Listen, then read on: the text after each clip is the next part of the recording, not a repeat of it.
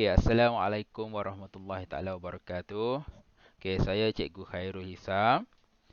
Okey, berjumpa kembali kita. Okey, dalam kelas saya. Okey, saya akan sambung bagi tajuk faktor kedatangan kuasa barat yang abad ke-19 dan ke-20. Awak akan nampak kan belakang saya tajuk tu ada dekat belakang. Nampak kan? Atas tu. Nampak atas kan? Belakang itu faktor kedatangan kuasa barat pada abad 19 dan ke-20. Okey, sebelum ni saya dah terangkan terangkan kepada kamu semua iaitu pada faktor kedatangan kuasa barat abad ke-16, abad ke-17 dan ke-18 dan kali ni ke abad ke-19 dan 20. Okey.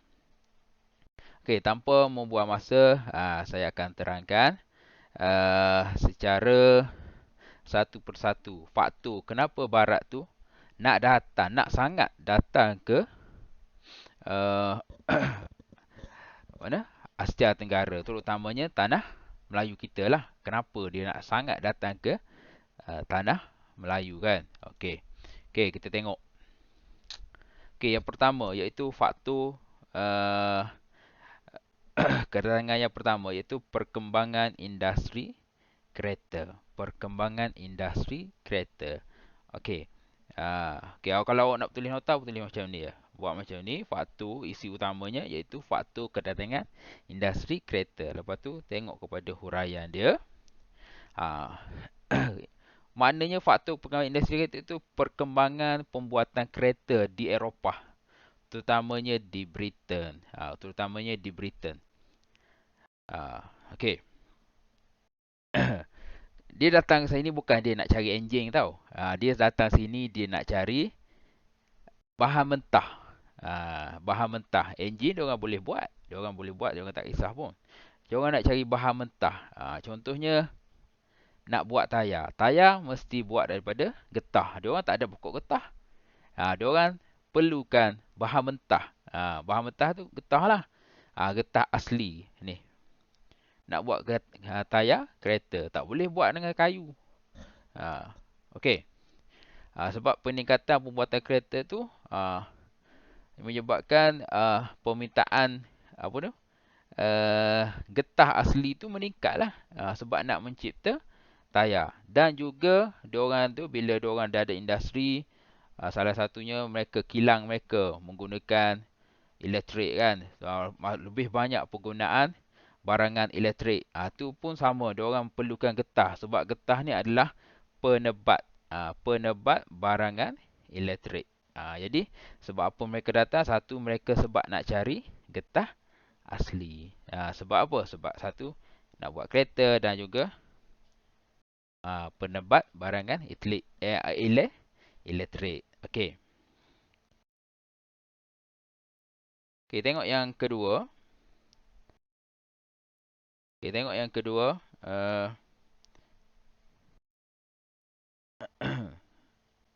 Okey, kejap.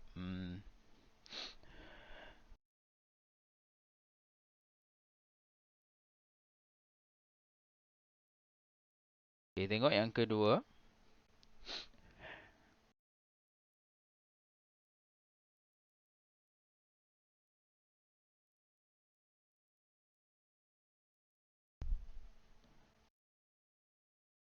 Okey, kita tengok yang kedua iaitu kesuburan tanah dan kekayaan hasil bumi. Sebab terutamanya kita di tanah Melayu. Macam kita tahu tanah Melayu dia iklimnya iklim khatulistiwa, lembat sepanjang tahun kan. Dan kekayaan kesuburan bila lembat tu maknanya tanah tu subur lah sebab dapat hujan yang cukup sepanjang tahun menyebabkan tanah subur. Bila tanah subur salah satu dan juga kekayaan hasil bumi. Dalam perut bumi tu ada pula benda yang bernilai. Okey, kita tengok. Contohnya negara kita mempunyai tanah yang subur dan iklim yang sesuai untuk satu tanaman getah, tebu, padi, tembakau. Benda-benda ni tak ada dekat tempat mereka. Tapi benda ni mereka nak. Terutamanya getah tadi kan untuk buat tayar. Okey. Selain itu negara kita juga kaya dengan hasil bumi. Dalam perut bumi tu ada apa? Ada biji timah, ada emas, ada biji besi, ada petroleum, ada arang batu. Jadi kalau soalan tanya kekayaan hasil bumi tu apa? Ada apa? Dia awak ingatlah terutamanya ada biji timah. Sebab mereka pada masa ni pun mereka giat membuat pengentinan makanan. Okey. Okey, dah dua. Faktor kedatangan sudah dua. Okey, kita ada perkembangan industri kereta dan juga kesuburan tanah dan kekayaan hasil bumi. Okey, kita tengok yang ketiga. Okey, tengok yang ketiga. Faktor yang ketiga iaitu industri mengenting makanan. Industri mengenting makanan. Mereka masa tu mereka dah ada teknologi lah untuk mengeting makanan. Sebab mereka salah satu mereka ni sebab negara mereka banyak terlibat dengan perang kan. Bila berperang salah satu untuk memasak tak ada macam masa tak ada kan.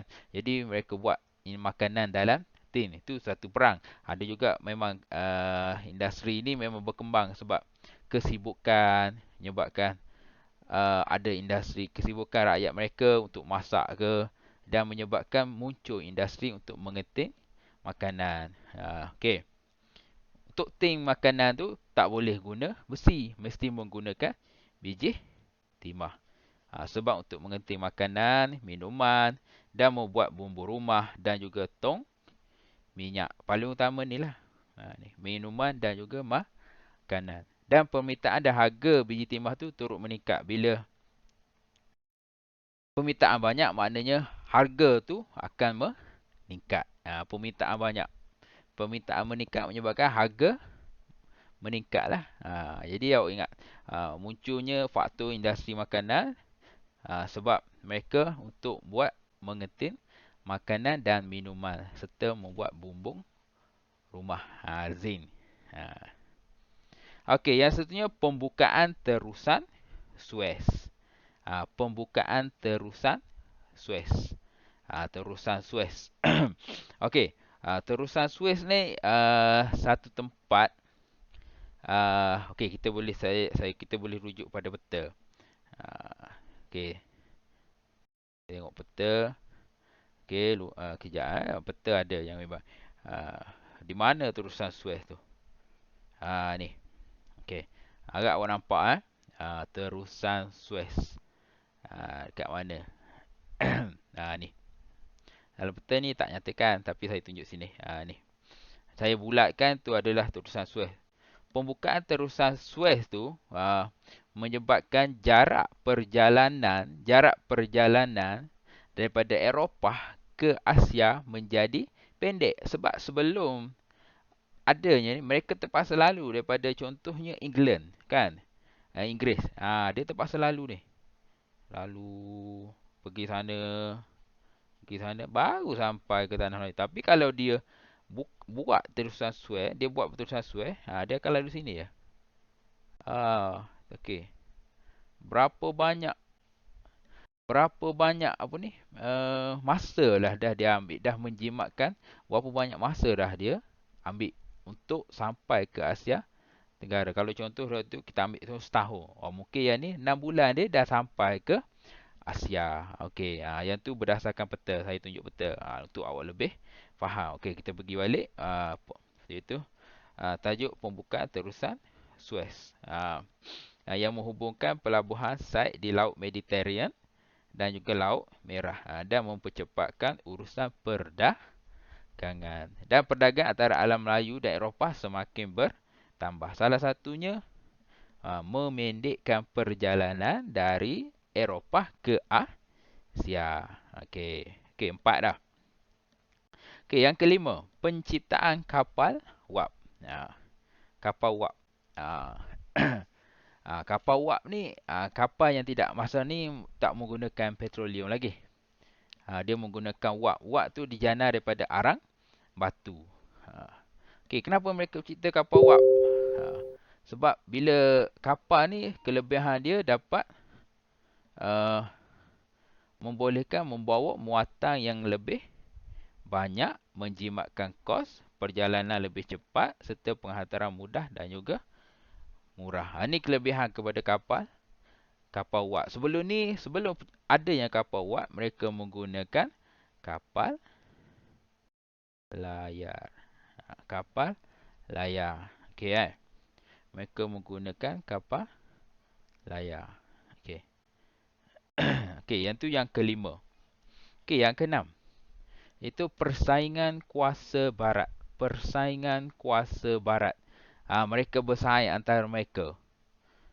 Sebab bukan, kalau dekat Eropah tu bukan Inggeris sahaja yang ada. Macam-macam negara yang kuat lagi ada. Negara yang kalau kata contoh perindustrian buat kereta bukan di England saja, di negara-negara Eropah pun masih ada wujudnya pembuatan kereta. Jadi mereka ni paksa keluar ke Asia sebab Asia je ada bahan mentah. Okey. Contohnya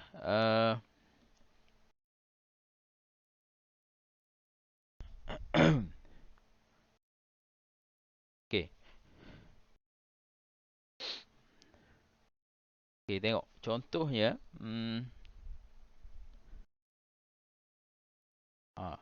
wujud persaingan kuasa-kuasa barat. Wujud persaingan kuasa-kuasa barat seperti Britain, Jerman, Perancis, Sepanyol dan mereka untuk mendapatkan tanah jajahan. Satunya mereka nak tunjuk siapa yang kuat kan. Sebab mereka ni memang terkenal dengan berperang. Mereka nak rebut satu-satu tempat, mereka berperang. Dan mereka sanggup berperang kerana semakin luas tanah jajahan, semakin tinggi sanjungan. Dia kekuatan pada masa tu untuk melihat siapa-siapa negara yang kuat dilihat melalui berapa banyak tempat yang mereka jajah. Semakin banyak tempat mereka jajah, semakin kuatlah kuasa tu. Salah satunya persaingan antara ni lah. Nak berlumba-lumba nak tunjuk siapa yang lebih kuat. Jadi mereka datang ke Asia. Sebab Asia ni untuk teknologi macam teknologi perang, teknologi apa lagi macam perkapalan, dia orang tak ada lagi. Memang tak ada, jauh ketinggalan. Benda ni dah ada dekat di Eropah. Sebab tu mereka senang-senang dapat menjajah negara-negara Asia, terutamanya Asia Tenggara. Okey. Dan yang ketujuh, penciptaan telegraf. Bukan telegram. Telegraf. Telegraf ni sebelum adanya telefon. Telegraf ni menggunakan kod. Dia ada kod. Dia menggunakan tekan-tekan macam tu. Okey. Kalau contoh saya tunjuk. Saya guna YouTube lah. Saya tunjuk YouTube. Okay, kita tengok YouTube. Telegraf. Okay. Kan Telegram. Telegraf. Yang ni. Ni contoh. Kalau awak tahu, ni contoh telegraf. Ni. Ni cara penggunaannya. Dia menggunakan kod. Dia orang tak keluarkan suara. Dia orang ada kod. Melalui kod tu lah yang ada orang boleh faham. Ni cara penggunaannya. Nampak? Kan? Tengok.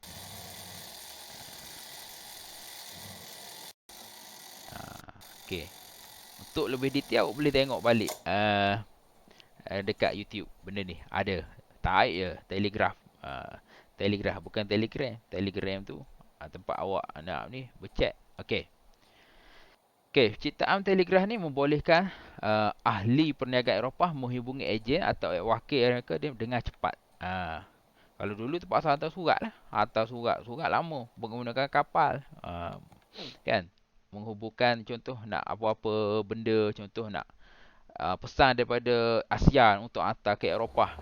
Jadi benda tu cepat. Cepat sampai. Okey. Okey, yang seterusnya iaitu slogan. Slogan beban orang putih. Mereka menggunakan slogan ni, beban orang putih. Sebab mereka menganggap mereka ni adalah satu warga yang bertamadun berbanding orang Asia. Jadi menjadi tanggungjawab mereka untuk mentamadunkan orang Asia. Itu menggunakan slogan. Contoh mereka kata kesian orang Asia ni, mereka tak bertamadun. Jadi jadi tugas kita orang ni untuk mentamadunkan kamu-kamu semua. Jadi ada yang terpengaruh sebab mereka datang bawa teknologi, kan, bawa teknologi kapal besar, senjata. Jadi orang Asia contohnya di tanah Melayu guna keris, guna apa. Jadi mereka terpegun lah benda-benda macam ni. Okey. Okey, untuk menyebarkan pengaruh dan tamadun mereka dan mewajarkan tindakan mereka.